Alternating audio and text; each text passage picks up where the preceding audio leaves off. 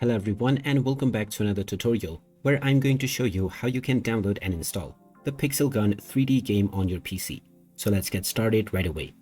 First of all, open up the Steam application on your device and make sure that you are logged in using your email address and your password. After logging in, you will end up within the store page, from which just click on the search button at the top section and then type in Pixel Gun 3D and begin your search. Once you find this game, just click on it, and now you can check the game trailer and the reviews as well.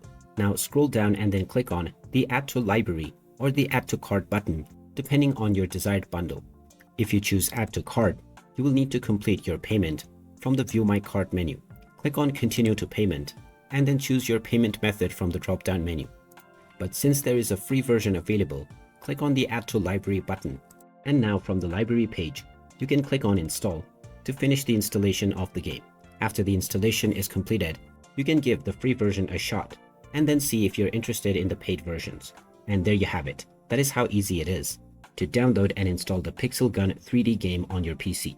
If you find this video helpful, don't forget to hit that like button and subscribe to our channel for more useful tips and tutorials.